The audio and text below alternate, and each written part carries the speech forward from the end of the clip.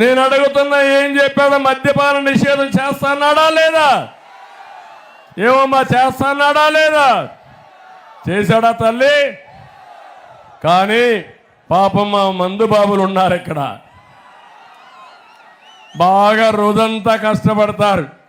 సాయంత్రం అయితే ఒక పెగ్గేసుకుని కష్టాన్ని మర్చిపోయి ఇంకొక రేపటికి రెడీ కావాలనుకుంటారు. అది జగన్కి బాగా జగన్కి అర్థమైపోయింది. మీకు ఇచ్చేది ఏంటి తమ్ముళ్ళు? 60 రూపాయలు నేను ఉన్నప్పుడు క్వార్టర్ బాటిల్, ఇప్పుడు ఎంత? 200. అవునా కాదా? 200 చూపేయండి. 200 అందరూ 200 చేసేశాడు జలగా.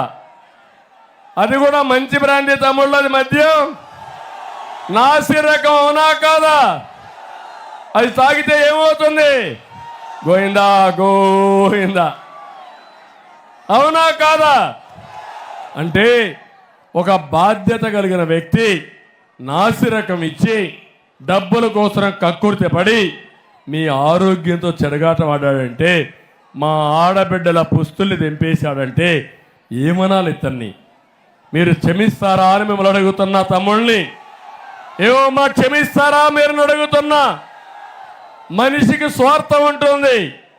ఇంత స్వార్థపరుడు మన ప్రాణాలు తీసి అతను డబ్బులు సంపాదించుకోవాలనుకోవడం మన రక్తాన్ని తాగే నరరూప రాక్షసుడు అని చెప్పి నేను మీకు తెలియజేస్తున్నా.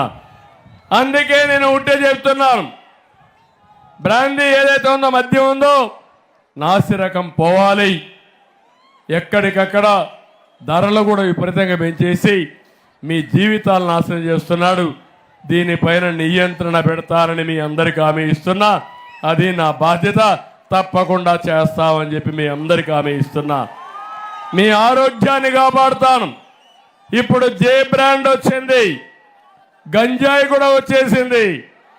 ఏం తమ్ముళ్ళు, పాతపట్నంలో గంజాయి ఉందా లేదా? ఉందా లేదా? అంటే మన పిల్లల జీవితాలతో ఆడుకుంటున్నాడు. ఒక్కసారి గంజాయికి అలవాటైతే ఆ పిల్లవాడు మన చేతుల్లో ఉండడు. అందుకే ఓసారి బాధ, ఆవేదన. 5 ఏళ్లలో ఎప్పుడైనా ఒక్కసారి సమీక్ష చేశాడా? గట్టిగా చర్యలు తీసుకున్నాడా? దద్దమ్మ ముఖ్యమంత్రి మనకు అవసరమా తమ్ముళ్ళు అని అడుగుతున్నా.